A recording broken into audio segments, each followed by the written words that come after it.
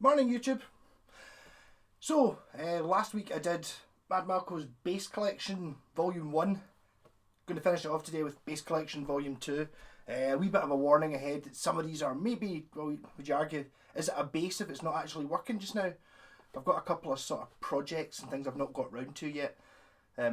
So to pad it out a little bit, because I didn't quite have as many. I think I managed to get 11 or 12 in the first one, so I've kind of got that again, but some of them are a little bit ropey in that sense. So, starting off with this is an Aria Pro 2 Diamond Series rock device. I bought this for two reasons. One, it's got rock device written on the headstock and below where it says Diamond Series. I think that's like a Japanese literal translation type thing, but rock device is cool. Also, it's got two P-bass pickups, which is mental, and it sounds phenomenal. It really does. This is like what did I already say it's 1987, made in Japan. Yes, so this is a bit of a rarity. The only information I could find out, it's called a JPJ 3, I think. You can get it with a normal, just like a P bass and a jazz bass pickup, not with a double set. I think, I'm not sure whether he's made it around the rest of the world. There are definitely some in Britain though. Actually recently somebody commented they were looking for one with a double pickup in it. So this is kind of, if you imagine like a super strat, but it's a bass. So it's got like a thin turbo fast neck, the pointy headstock, and it's quite slim and light. Say light, I'll measure, I'll weigh it. So this is like a sort of turbo P bass. I've used this in the Sabbath band, I think, once, and it sounded phenomenal through the big amp. Press the button again to make it work. Hold on. Sorry. It's giving me 8888. There we go. Right. So, what a class has been quite light for a bass is 3.9 kilograms, which to me seems very light for a P bass. But it sounds fantastic. So you've got like a blend knob, it's centre notched between the two pickups, and you get a volume for, I think it's volume for this and a volume for that, and a master tone. The pots that came in this were pants. They were sort of plasticky things and they'd completely disintegrated, apart from the blend knob, which was like a different manufacturer. So I'm not really sure where these came from, but it's a really cool bass. I really like it, and it's also white. I've got something, I like white basses. Actually, I had a Yamaha RG, no, it would be an RBX, which was a very similar looking thing. It was, which if it hadn't been white, I would have kept, but it was just too similar to this, and I preferred this one, so I sold it. That was a couple of years ago. There is a video from this from relatively recently, I'm pretty sure. Lovely. Next, number 2 on this list is my Aria Pro, the Aria Pro 2. And this is a PB1500 because it's still even got the sticker at the end of the fretboard that says PB1500. So this is a sort of, I suppose you'd say it's a sort of Les Paul bass. Not a hugely common bassist. There is some documentation of it. I believe this one's from about 1981 or something like that. I have seen another couple on like the Aria Pro Facebook pages. I have not seen another gloss one. The other ones I've seen have been sort of antique. I think it's called antique violin finish. So it's sort of like, I don't know if it's nitro or not, but it's a sort of faded matte type affair. This one is full on gloss though. Used by, a few folk have told me this, there's a band called, I think they're called The Armory. Who were on Top of the Pops or The Tube or something like that, and I have a video on the bass players playing one of these, and it's really loud and sounds amazing in the video, and it's really loud and sounds amazing in the studio as well. It's smashing. It's through neck. It's got a carved back as well as having a carved top, which is quite interesting. I don't have the original knobs. The original knobs are pretty cool looking things, but they are, I think they're probably worth megabucks. You can get much more popular as the PE series, which is the electric guitars, which was Aria's first attempt at designing their own electric guitars in-house as opposed to just being copies. So I think it was like 78 they came out. This is a wee bit later than that, the bass version of it. It's got the guy who just currently is still making designing stuff for Atlancia basses. If you look him up on Facebook, it's H Noble. It says on the headstock. The H Noble thing. So normally this says designed using select tone moods, but this one actually says designed by H Noble. It's also got original custom body, and it's got a patent number, and the patent number is for the neck join on the PE guitars, which is a sort of it's a set neck, and it's like, so it's got a patent on the headstock for a set neck join, and it's a through neck, so it's kind of, I don't know what the point that is. Apparently this has got a real DiMarzio pickup in it as well. That's an interesting one, because it actually says in the advert, in the original spec sheet, and I was talking about this yesterday, that apparently the Japanese pickups have metric poles in the...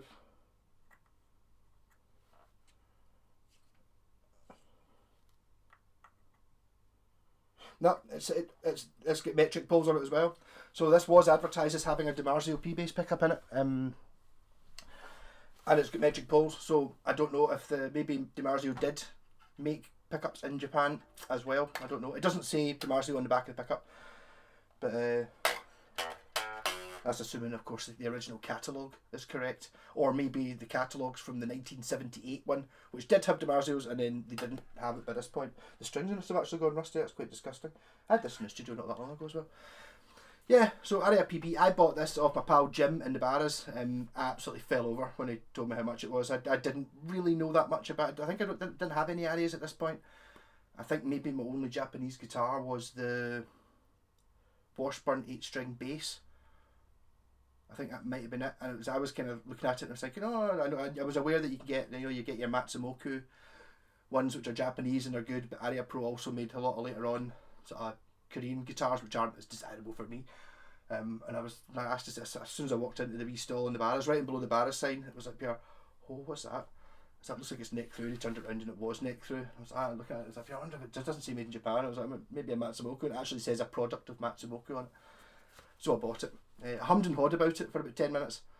My thinking was, if I didn't like it, then I could probably sell it for more than I bought it for, just because it's a Les Paul bass, and you very rarely see Les Paul basses. I got this for an absolute stupid price. Sick, actually. Probably one of the biggest bargains I've ever had in a guitar, really. No idea what it's worth. There was a guy trying to sell one. I think it might even still be on eBay. Started off at like 1,500 quid. Nobody bought it because it's too rare. But being the PB 1500, the Aria that is popular is the one that the guy in Duran Duran played, which is the SH 1000 or the SH 800, which is a little bit. It's not a Les Paul shape. It's a different shape, but it's got some unique things. It's got I want one, but the thing is, they're thousands of pounds. Whereas this one, which is a higher number, which probably cost more new at the time, doesn't have the desirability of. It can't just be the guy in Duran Duran's fault, but I mean, I think it was maybe a sort of crazy, a very innovative active circuits in it as well, whereas this one doesn't, it's just passive. Yeah, so Aria PB 1500, 1981-ish. Just working my way around here. Probably did a video of that quite recently. This is, hold on, this is more for my own measure, just like weight wise, this is quite a heavy bass, I think. Let's see what it says. I'm just not going to turn this off, I'm just going to leave it on if I try and weigh something else. Come on, there we go. I don't really want to hang this on a tuner.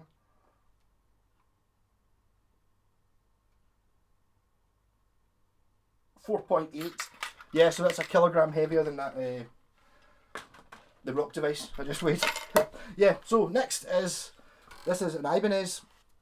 I cheated a little bit with this one because it's actually an Ibanez G, and I didn't like, it had a matte face of the headstock, and I didn't like it. I wanted it shiny, so I lacquered it. But before I lacquered it, I scraped off the bit that said Geo, just because I'm an idiot. Well, not an idiot, but you know what I mean. My reasoning for that is they only made this for 2 years, and the first year they made it, it was a TR 75 from the serial number's I8. Would that be 98 maybe? So I think in 97 you get the TR, which was basically this bass, and then in 98 that's when Ibanez started up this new Geo line.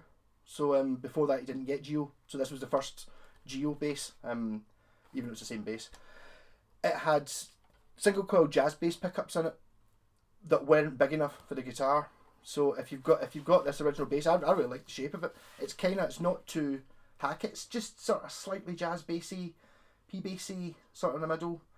There's a 5-string, obviously. But the pickups in it were just standard jazz bass pickups, and they weren't big enough for this guitar. So like the bottom E and the high E were much quieter than the middle strings, because the pickups just physically weren't wide enough to fit in the guitar. They were obviously just straight over the pickups from the 4-string bass version of it, and then when they widened the neck and the nut to put the strings on, they didn't change the pickups. So I put these Warman Jimmy Lloyd Lee Music Man style pickups in it. I think I've actually got a push pull pot with some down to single coils. These are absolutely thunderous pickups. This bass sounds awesome. It's actually quite a thin. I did a video of this relatively recently along with a Squier Protone that I had actually bought for the Black Sabbath band, because I was told they down tuned. So I was thinking, I'm not going to down tune, but I'll use my 5-string bass. The Squier Protone had a much wider neck at the nut. Like it was like 50mm and this is 45 or something like that, or this is 55 and 60. It was quite a big difference, and it felt huge. Whereas this one, it's got a slightly wider neck, but not too bad. The strings are still a good distance apart. So, and I painted this. It was meant to look like the warning symbols you get on doors, like in warehouses, and I was thinking more of the film Aliens. So that was kind of what my thinking was there. But this was going to be, like the hatched warning stickers. And it wasn't until after that someone went, "Oh, you're a big Striper fan," and I'd forgotten there was a band called Striper who are like sort of, they're white metal, which is like sort of Christian music. Oh god, but me and my pal actually watched some of it. They're actually really pretty good, and it's like doesn't make them bad just because they're Christians. The music's funny. They've got like funny. They're sort of quite humorous. Was it? They've got like "To Hell with the Devil." It's like, yeah, because they're Christians. It's like, but it's just pure rock. It's just rock music. It's great. Just sort of light metal. It's not it's not pure super heavy, but it's still, they've got some good tracks. So quite proud to have a Striper bass now. I've even got the Striper strap, which always really annoyed me, the way it says Radio Act there. I wish they should have moved it better if it actually had enough room to actually say active, but it doesn't. It says active there, obviously. Yeah, so that's that one. We're almost on to the sort of bits of guitars. I'll do this one because it's annoying me because it's sitting there. This is my Washburn Force 3, which is 1983, I think, Yamaki built. Well, actually, I bought a Washburn Force 4. The body was knackered on it, so this still needs to be. I haven't yet got down to fixing this yet. The interesting thing about this one is, though, it's got the triangular neck. The neck on this is fantastic, and if you look at the way how long the neck is beyond the fingerboard, it does the same thing. So you get the cutaway. The neck extends in below the scratch plate. It doesn't look as bad in the video there on the screen as it does in real life. I need to get this fixed up. This is the one I've been talking to the guys in the Black Sabbath band about painting it. I'm going to have it black with a purple scratch plate to make it look like the After the End logo there from the Black Sabbath band. I'm really looking forward to playing this. I've never played it. What has happened is at some point it's been dropped like dunk, and what it's done is it's made the neck do this, and because it's like a solid maple neck, it's never going to move. So what it does is it sort of split the body in half, and the body's actually sort of curved. I've sanded it to try and get it flat, but I'm really getting to the point, and I think what I'm going to do is I'm just going to draw around it and make another body out of a piece of wood. Just so it works. It's like I can't be bothered spending any more time on it and then ending up with something that's not perfect. So that's the first of the sort of projecty one, so I'm sort of cheating saying that's a bass. Move on to another project. Project actually finished. This is a flying V bass, which is I made just because I always wanted a flying V bass. Unlike most other flying V basses, this is not short scale. This is a full scale neck, so it's 34 inch. It's a G2 who I heard were I don't think I ever had. Did I ever have the original bass for this? This might have been a. It was a sort of BC Rich Warlock shape, but not quite. I think, if I remember, I actually bought this neck for my triple neck Flying M, which I've not included as a project here. It's still in bits upstairs. Actually, there's two.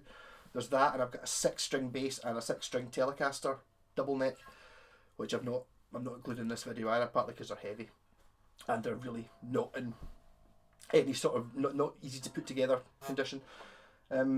Yeah, so this is just made out of two joists. And I decided to make it very obvious they were made out of two joists. So there's the join of the two. You can see that's just a piece of wood sitting like that. I've even left the back on it, so you can actually even see like the barcode and the Canadian lumber standard thing that's on it. Just a bolt-on neck. I did an interesting three-way switch on this, if I remember what it actually does. It's I think it's single coil, parallel wired, and then humbucker. Actually sounds pretty good. There's something I need to do a wee bit of work on the nut on this to make it actually work.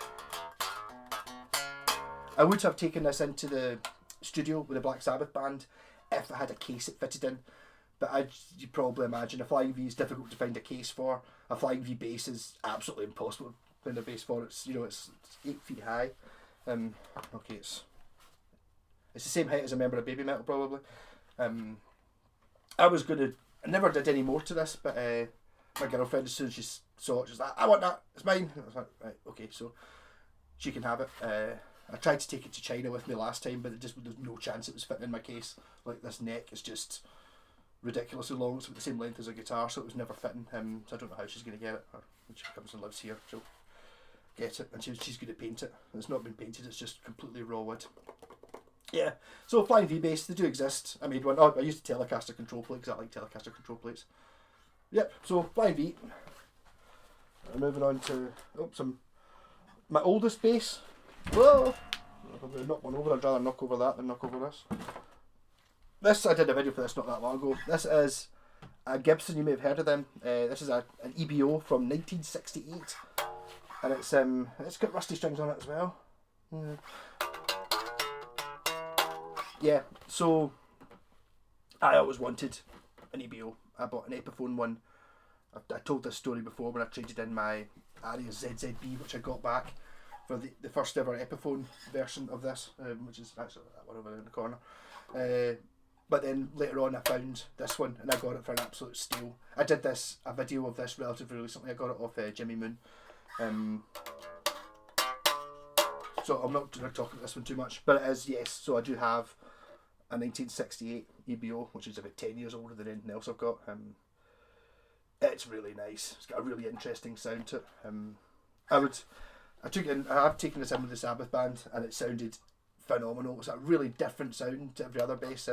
I should probably use it live, but it doesn't look as silly as the Epiphone one. It's 100 times the guitar as the Epiphone one, but it's for gigs I don't think you're really going to notice. Not if you're watching it. I would notice, I would record with this one, play live with that one.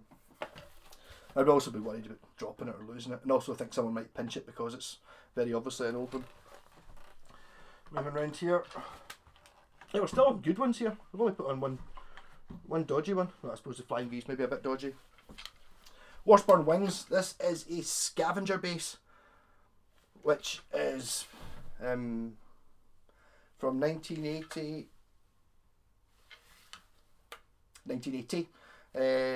So this is the bass version of the Washburn Wings, which you might have seen my videos for. If you haven't, look up them. Those guitars are stunning.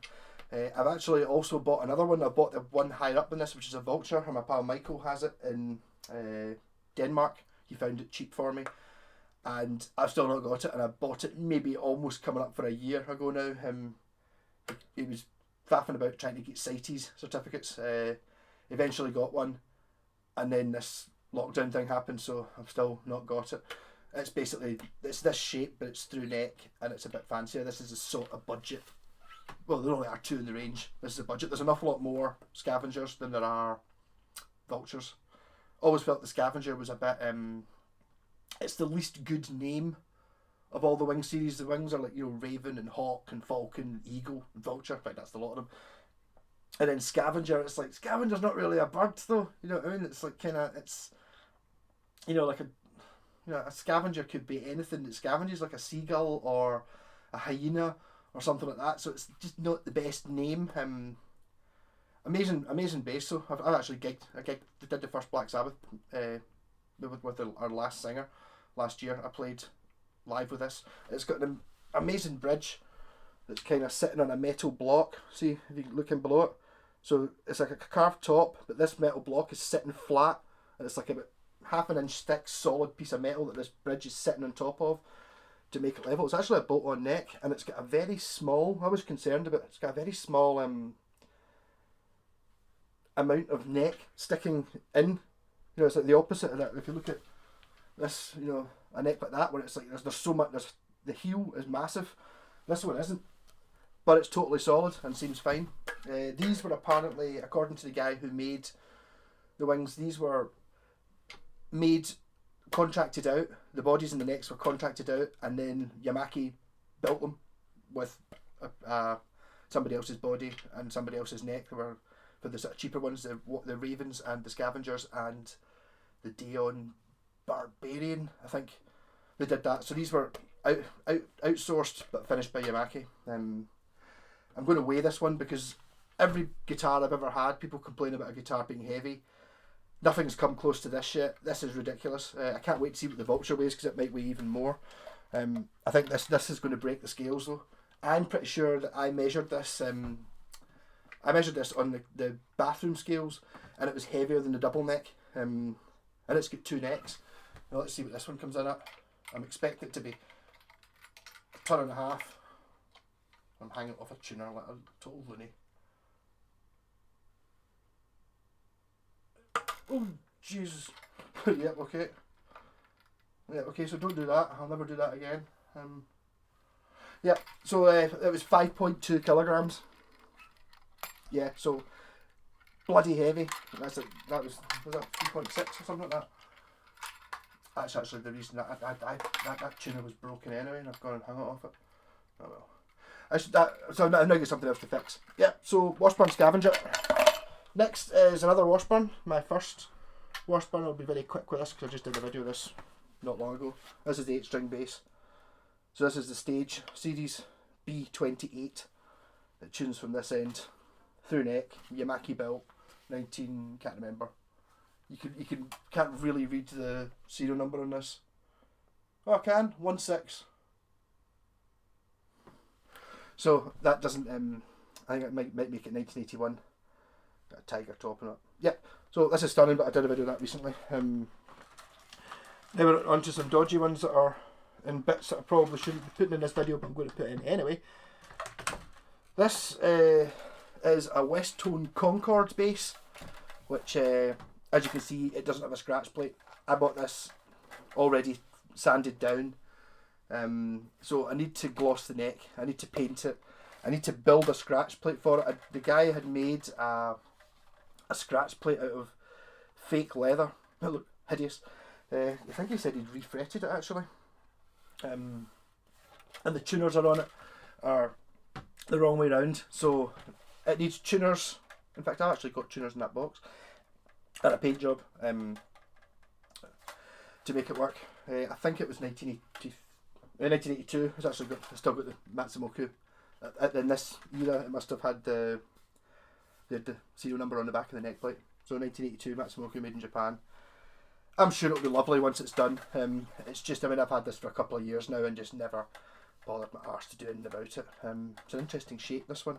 This is the Concord shape, which I think 1982, but in the guitar, I've got a Concord guitar, but it's the Thunder shape. It's more that shape, whereas this is the sort of previous years. Still got its original pickup. I don't think that bridge is original.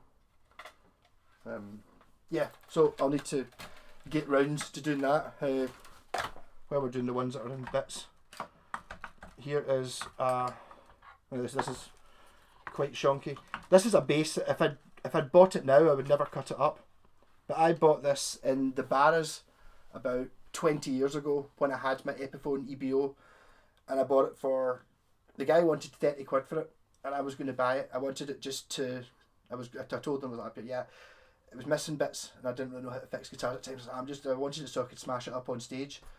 And the guy was like, no, 30 quid. I was like, right, okay. So I went back the following week or the week after. I was like, can I give you, would you take 20 quid for that bass? And the guy's like, up here.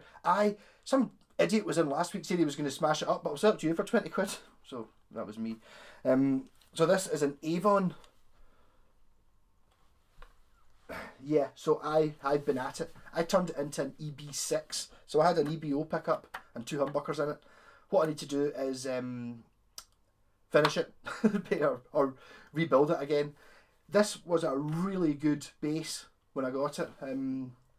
I didn't realise at the time, it wasn't until later on. I remember making a double neck years ago that had this neck on, and obviously I've put an extra, I made it 6 strings. EB6s are really rare, so it's basically like a 6. It's not the same as a Fender 6. This is a baritone guitar. But what I'm going to do is I'm going to build myself another scratch plate, probably just this shape with just 2 pickups in it, I think, and then make it work again and maybe fill in some of it's got hundreds of holes and 2 outputs. That's right, I had it so the EBO pickup was going to 1 amp, and yeah, so basically I made an arse of it. But so this is a Japanese 70s thing, but a warning about these. I built this as a EBO, and my pal Jim bought one the same, thinking, oh, it's great, you build it, I can convert it. And it looked exactly the same from a distance as this one, but it was shocking. This one says Rose Morris Japan in it. The one he had said Avon Rose Morris Foreign, and from a distance everyone looked the same. This is solid mahogany. I assume it's a mahogany neck. The one that he bought had a plywood neck, as in the neck was plywood with a plywood fingerboard. The body was plywood. The tuners, I was talking about this the other day, it's got these type of tuners. These are ones I put on myself. It's got these type of tuners, and they had plastic ends on them, and the 4 screws that hold them on, only 2 of them were screws, the other 2 were fake screws. And it was absolute pish. It was an atrocious piece of crap, but it was still an Avon Rose Morris. The same badge, apart from it said foreign on it. So whether it was older or newer than this one, I don't know, but it was not the same instrument. So a bit of a warning if you're going to buy an Avon. It's awesome if you get a good one. If you get the solid one, the one that doesn't have a plywood neck, man. I mean, I can handle a plywood body, that's fine, but a plywood neck, it was plywood running, that way. But, atrocious. Right, only one more of these projecty ones. This is a Yamaha bass, which I've still not decided what I'm going to do with it. I really don't like. I was talking before about thinking a lot of bass shapes are really ugly. This is one of the bass shapes I think is really ugly. I got this actually when I bought my ZZB Aria bass back, the one that I sold 20 years ago and bought back. The guy was selling this as well. I think he actually... I didn't haggle with the Aria because I was totally in tears when I saw it, and I think he just gave me this, to be honest. I think it maybe been on and maybe no one had very interested in it. I can't remember how much he had it on for. But so it's missing... Oh, it's good. Fancy saddles. It's missing a saddle. There's some cracks in the body. He says he could still play it and it worked fine. So it's probably repairable. It's active as well. And these pickups are really cool. And the neck's good. It's got the tuners on it. I was thinking of making myself is it still in here? No, I put it away. The Yamaha SG5 bass, SJ5, which is sort of, it's the one Doctor Who played. I've kind of got a guitar version. It's sort of like an upside down Stratocaster. I quite fancied making that, because if you look at that, see, if you ignore the black piece on the headstock, that's the sort of Yamaha Samurai headstock. So I was thinking I could make the Yamaha Samurai body to go with it, because the Yamaha Samurais are really expensive. Even if you can find an original one, they're incredibly expensive. But even the reissues aren't cheap. So I was thinking of maybe making one out of this, and I would reuse these pickups. These pickups look great. These are a good bass. Actually, my pal is an Anthrax, give him a wee shout out. They're doing really well. Actually just he made me listen to some Anthrax the other night, and actually they're not what I thought. They're actually pretty good. I quite like. I need to give them a bit of a go. The bass player has one of these. I think this is a 5-string version of this, in the same colour. So this is a one I'm interested in playing, and now that I've got time off to do and sitting about doing sod all, I might actually start fixing up some of these. That was kind of one of the reasons I brought out the ones that are in bits. Right, so that's me done. The basses, apart from the 2 good ones, neither of these have strings on them, but these are special. I've not even dared taking these into the Black Sabbath band yet, because they won't let me play anything else, I think, once I've seen them. This, although, okay, bad points, I put real snake skin on it. Yes, I did. It was very, very badly gouged on the front. It used to be wine red. You'll get an impression of how badly gouged it is when you look at the back. Look at that for a belt groove.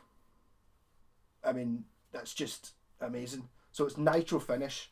This is a Chandler built Schecter P-Bass. Ebony fretboards.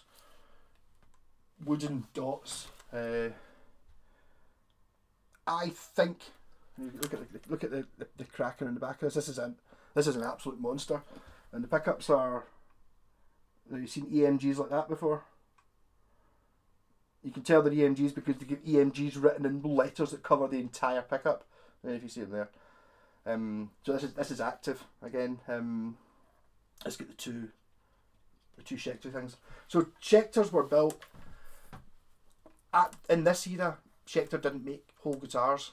They weren't allowed to. They actually had a Fender license, so they made spare parts, so you could buy any part for your Fender P-Bass, and you get an upgraded part. Every part of a Schecter this era was an upgrade on a Fender, like a 50s Fender, like a total copy, and they weren't allowed to make whole guitars. So what they did was they made the parts, and some shops took all the parts and made guitars out of them. One of them being Chandler's down in England somewhere. They made Pete Townsend's ones. You can tell that by the serial number starts CS. So this is 80s, 3, 4, 2, 3, 4, something like that. American. It might not necessarily have Schecter parts. They will be original, but because these are, it was made up, so it might have. This could be Fender parts or other makes. The tuners on this, incidentally, are the same as the ones in the EBO, as in they go the wrong way. So if you turn them, whenever you play in this bass, it doesn't have strings on it just now. I'm going to varnish the snakeskin is still sitting raw just now on this. I varnished, in fact it's there, but I don't want to knock the camera. On my Ibanez, I varnished it and it made it work really well. So this one's actually still snakeskin. I could take it off if I wanted to sell it. This bass might have an interesting history. I think I bought this in Victor Morris in Glasgow for sod all because it needed a refret. Whoever it was had this before was a rockabilly player, because you could play it and it sounded amazing, but see the notes that go a do do do do do do do do, those notes, there was no fret left whatsoever. So the frets were complete and alright, and they were right down to the wood on all the notes. So I reckon it was in a rockabilly band at some point and it was heavily played. Because these were made as one-offs, there's a band who I can't remember, my pal Ivor, I'll ask him and I'll put it in the description.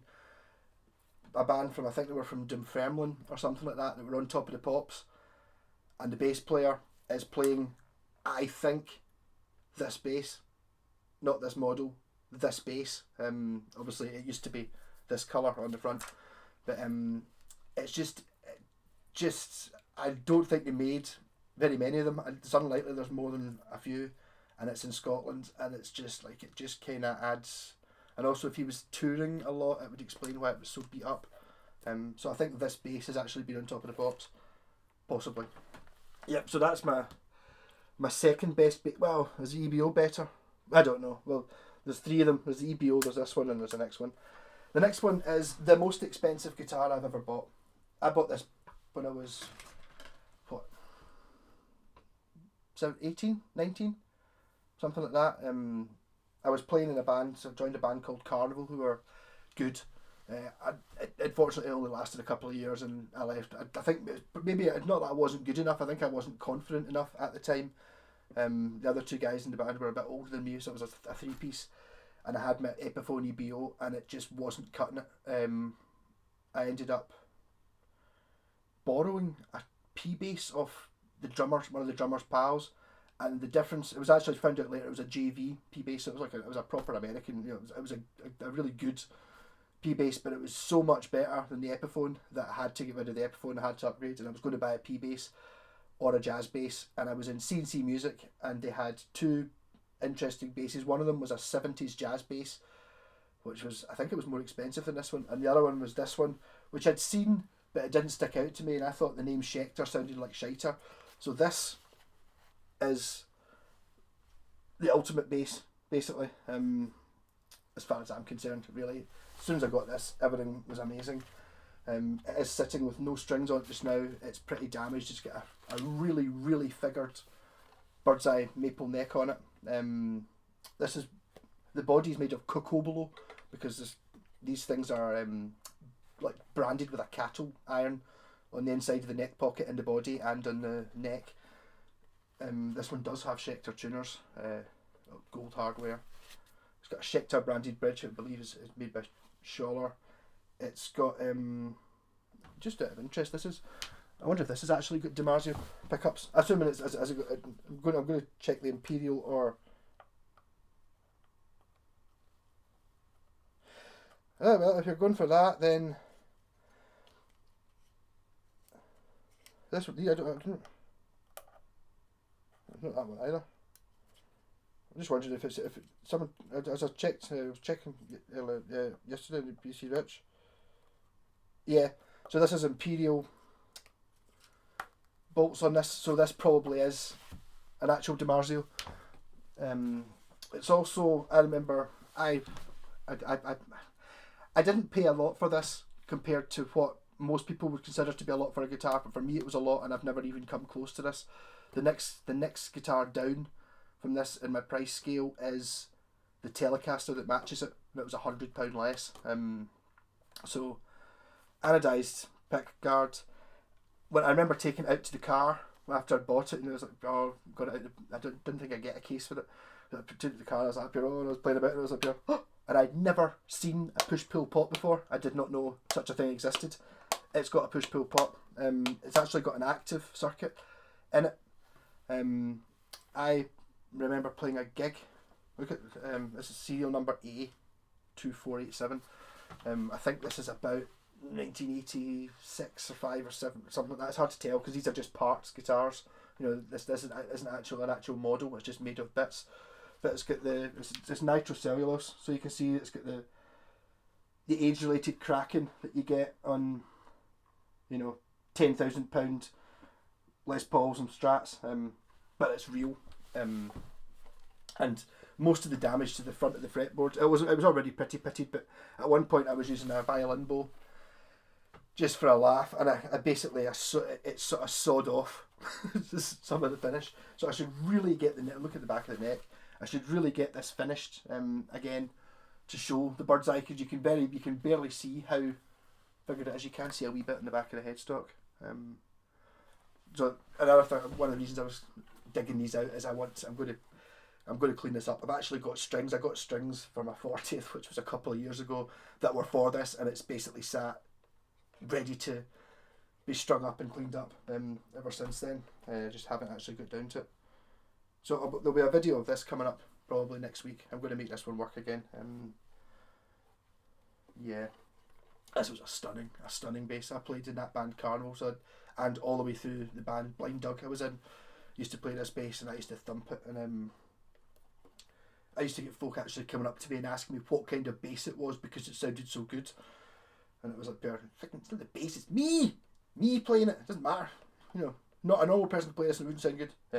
but it's just, for me, it was just like the fact that you could play everything on it. It was amazing bass. A Telecaster headstock, so it's like a 56p bass copy or something. I don't know. Anyway, so that was Bass Collection Volume 2. That's kind of it. There aren't any other basses apart from, well, I've got a Japanese Vision bass that's lying in bits in the garage, but not really that interesting. I've got the triple neck Flying V, which is, I had it set up with a fretless bass neck, an electric guitar, a sort of speed metal guitar on the top, and a telly on the top, and a speed metal guitar on the bottom, and I always hated the fretless bass, so the fretless bass neck's gone. I have bought another bass neck. It's sitting there. I've just not bothered assembling it. Haven't decided what to do with the top neck. You're going to build a 3-neck guitar, right? So you've got like a guitar and a bass. What do you make the other neck?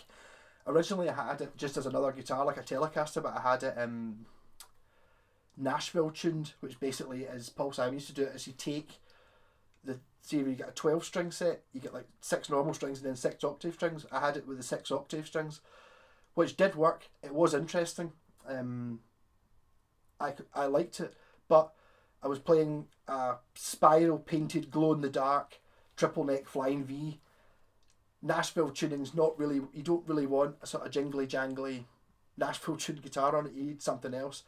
I was thinking about putting a fretless neck on it, because I do actually have it. Well, I've got a neck that somebody had defretted at some point.